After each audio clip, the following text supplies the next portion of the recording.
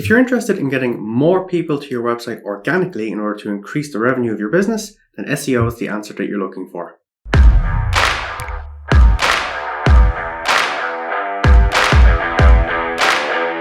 SEO stands for Search Engine Optimization. And all that really means is making tweaks to your website to give search engines such as Google the kind of things that they want to see in order to better understand your website. Now, there is several search engines out there. You've got the likes of Bing, Yahoo, as I mentioned, Google. But Google is the one that most people know. So much so that Google has gotten so big that people use it as a verb. Because if you want to know the answer to something, you Google it. SEO isn't something new. It's actually been around for the last couple of decades. However, it has got a lot more complex over the last few decades. Previously, it was almost as simple as putting a few keywords on your website and hoping that it would rank.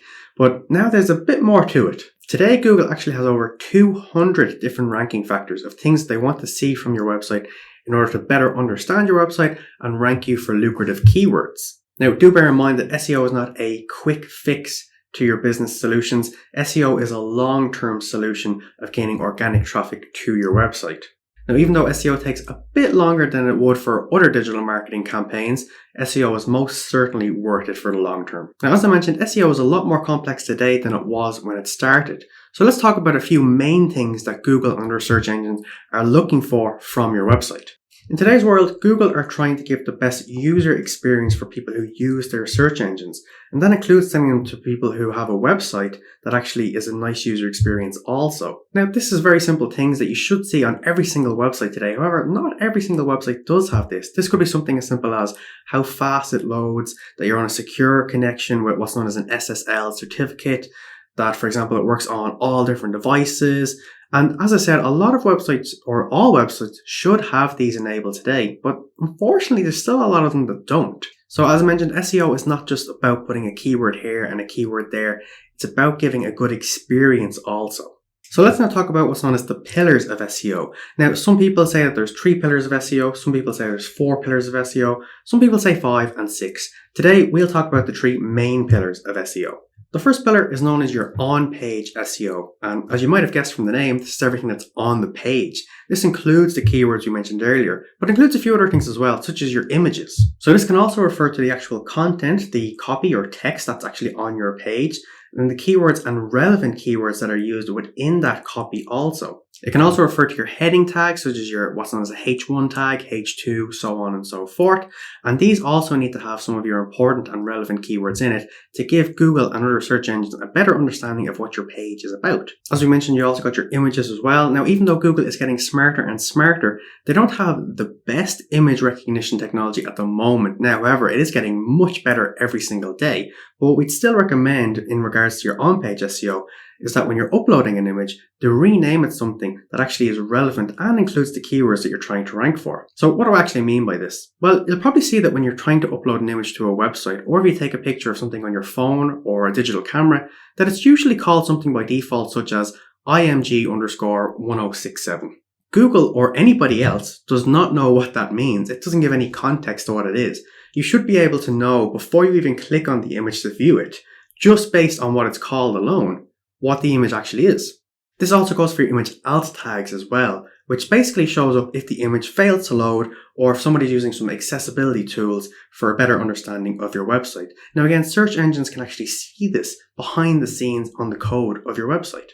The second pillar of SEO is what's known as your off-page SEO. Now, pretty much the exact opposite of what we've just spoken about with on-page SEO. And as you probably guessed as well from the name, this is everything that's off the page or on a different website or something that's not your website, but it still relates to your SEO. Now, usually this refers to a backlink. And a backlink essentially is just when some other website, obviously not your own website, links to you. Now, there's a lot that goes into a backlink, but there's basically 2 main things that Google and other search engines want to see.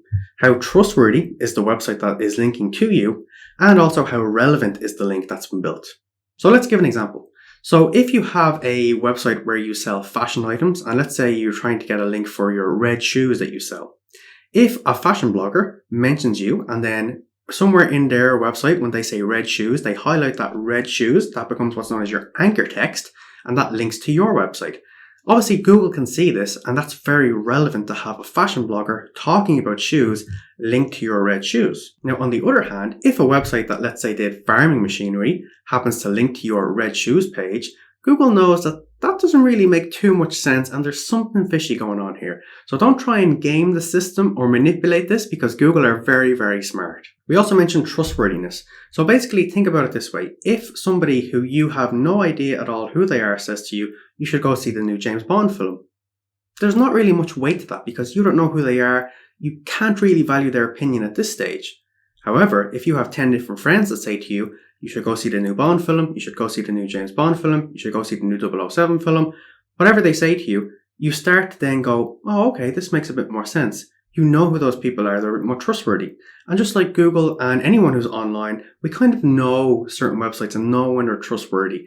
So, such as, for example, if you had a link from Forbes, let's say, or the New York Times, everybody knows that they're household names and they're good links to earn.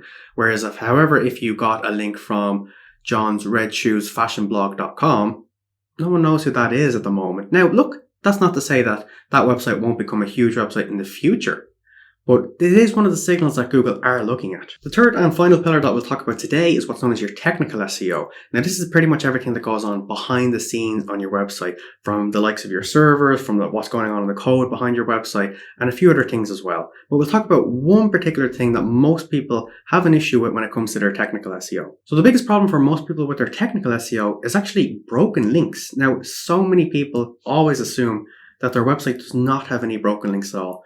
But every single SEO audit and every single client that comes to us, even just for a consultation, their website always has some sort of 404 error, which is a broken link. Now look, one of the ways that we check this is we use a tool called Screaming Frog, which in my opinion wins the award for best software name in the world.